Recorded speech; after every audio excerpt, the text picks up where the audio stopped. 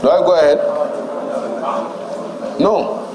I'm just saying, you see, as we are screening, these issues of partition should only be directed as in the order. Point of order is noted. Yes.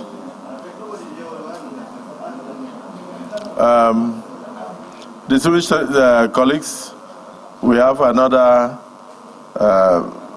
nominee before us, a former woman leader of my party, and she's here. The distinguished nominee. No, you are not distinguished. A former woman leader of my party.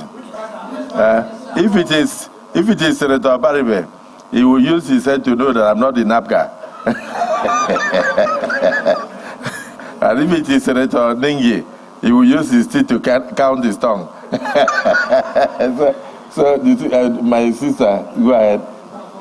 Introduce yourself and then a small resume. And after that, you answer questions from your brothers and sisters in the Hallowed Chamber. Good evening, His Excellency, the President of the 10th Senate, my leader, His Excellency Godswill Akpabio.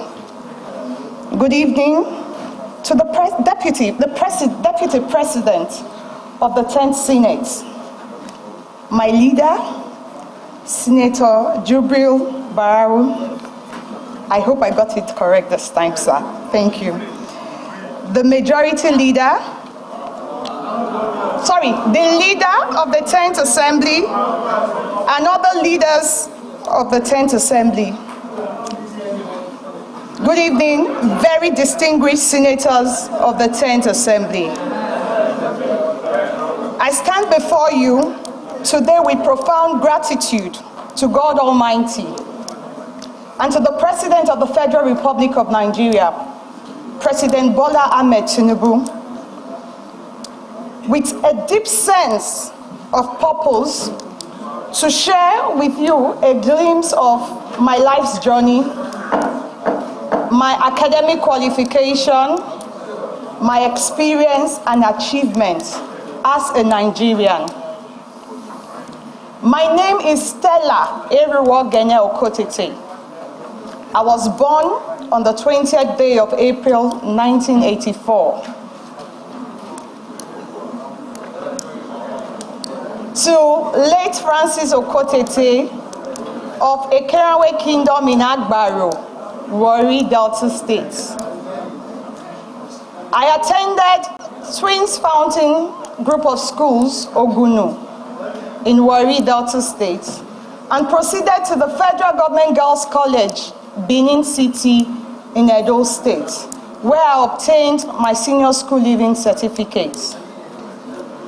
I also attended the prestigious River State College of Art and Science, Rumola, in Port Harcourt, where I also obtained my diploma in law in 2002.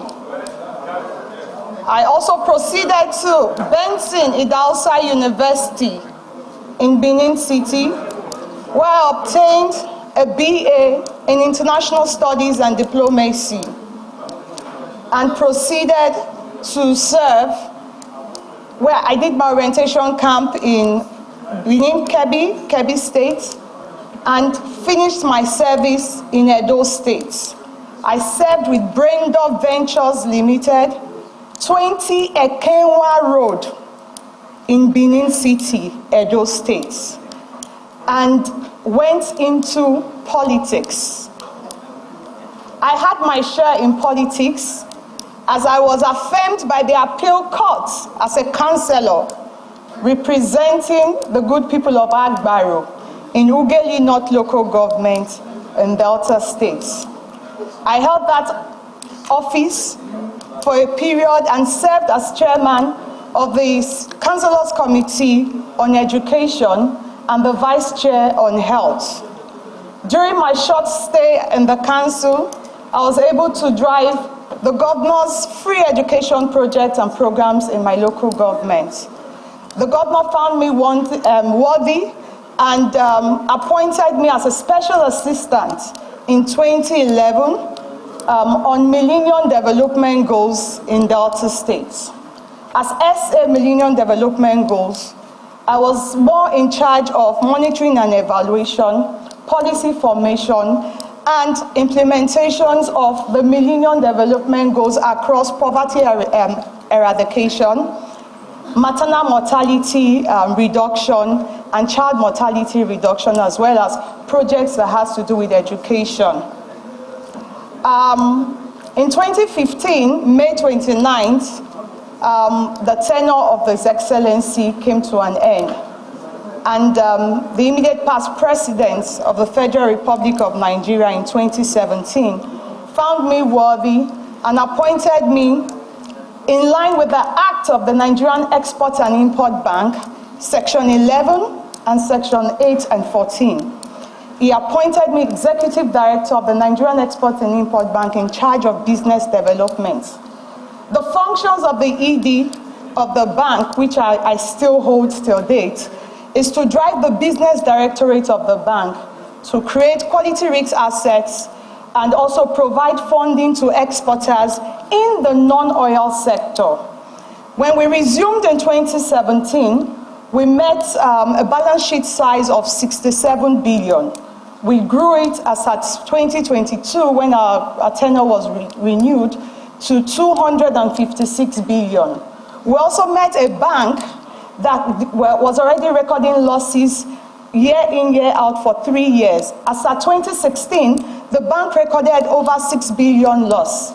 Today, the Nigerian Export and Import Bank is standing shoulder to shoulder with one of the leading export credit agencies of Africa. We recorded profits in 2022 of about 6 billion naira. I was also the woman representative, popularly known as the woman leader of the All Progressives Congress Critical Committee in 2020.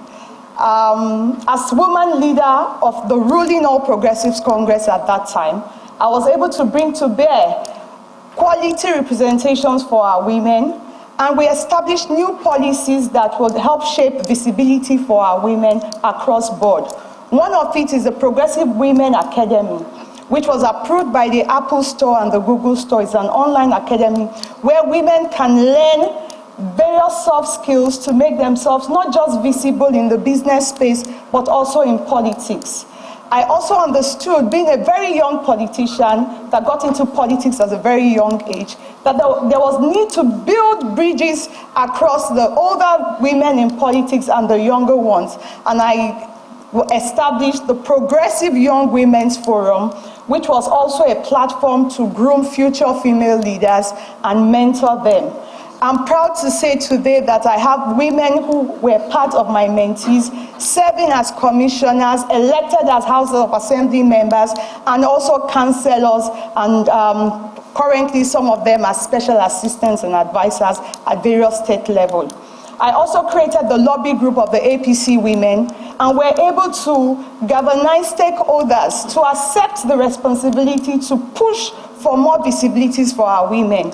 Based on that, when we did the review of the APC constitution, we were able to accommodate another seat for a woman in the NWC. Today, that's the only party in Africa that gives 2 seats, the leader, the woman leader seat, and the deputy woman leader seat to women in the NWC. I also, by the grace of God, was also able to influence such platforms for women across the party structure at the state, local government, and senatorial district. Mr. Senate President, while in Nexim, I'll tell you that I noticed that there was a short in our exports, especially with our commodity exports. Commodity exports in Nigeria, when we resumed, was at its lowest. And we noticed that export of commodities in its raw form means we're exporting labor and we're receiving nothing but very little earnings in FX. And to grow the sector, we decided to introduce products that would add value and export.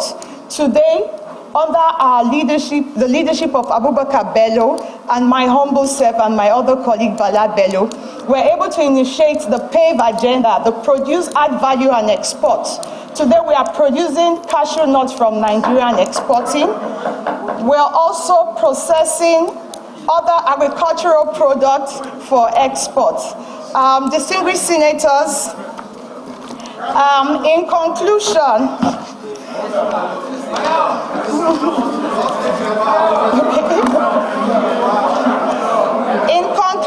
sir, my vision for Nigeria aligns with the renewed hope agenda of President Bola Ahmed Tinubu and the aspirations of our great nation to diversify our economy, to strengthen governance, to promote sustainable development and foster strong global partnership, which I firmly believe. As a young politician, I have a creed, and I believe that public service is an opportunity for me to serve humanity, to give my best, and to ensure that I become a model for other young women in Nigeria and in extension Africa, so they could also add to the economic and social development and growth of their nation. Thank you very much, distinguished senators.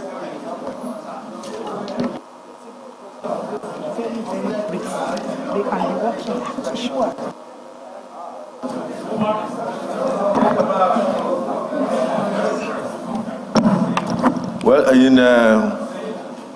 in line with my usual practice of sometimes recognizing one person from the state of origin of the nominee, or sometimes recognizing all, I hope distinguished senators will forgive me if I recognize only one, because after she finished speaking with the extensive CV, you could see that she has a lot of role to play in modeling and mentoring mentees, particularly for future leadership. So let me invite the distinguished Senator Babangida. You are not from there. This one that your hand is up. Even Senator Abu, allow Senator Ide Dafinone, who is from there, to say something first. Because I know what you are going to say.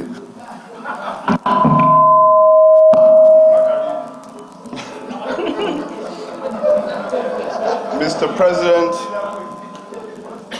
distinguished colleagues, my name is Chief Ide Dafinone, and I represent the good people of Delta Central Senatorial District in Delta State. I have to disclose as I start that the nominee is very well known to me as one of the constituents in Delta Central. As a strong politician, she has distinguished herself locally and also nationally in the work she has done for our party. But notwithstanding that, I've also worked very closely with the nominee when I served for 1 year as a non-executive director at Nexim Bank. What the nominee did not mention is that her position as the executive director of the business development unit meant that she was in the engine room of the bank. The business development office is the operational department of Nexim Bank. So she was in charge of operations of the bank.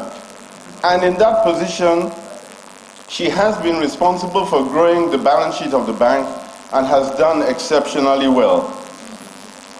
I want to add also that as a young woman, she has also favored the youth and women in her policies at the bank.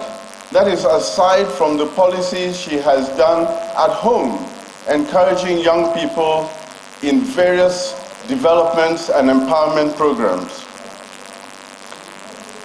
She has also been very instrumental in growing non-oil exports.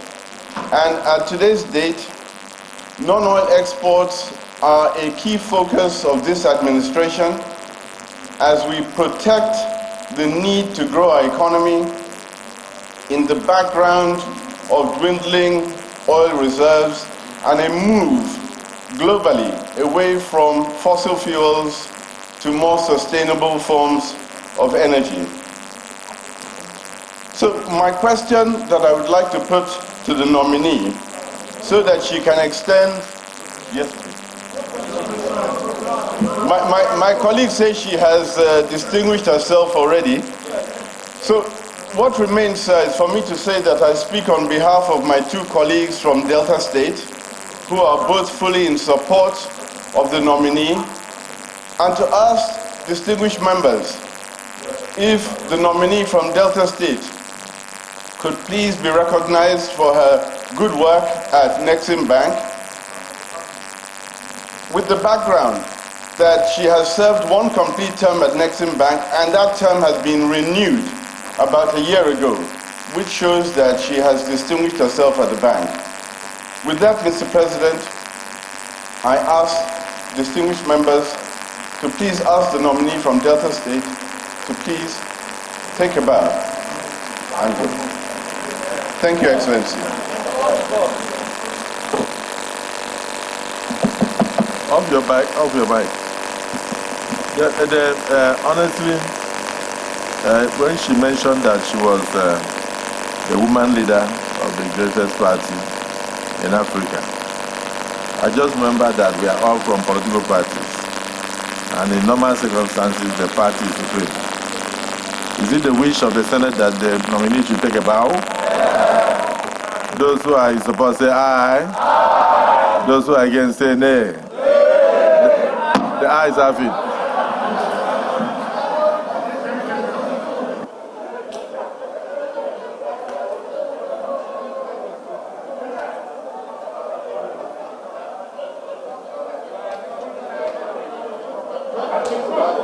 No.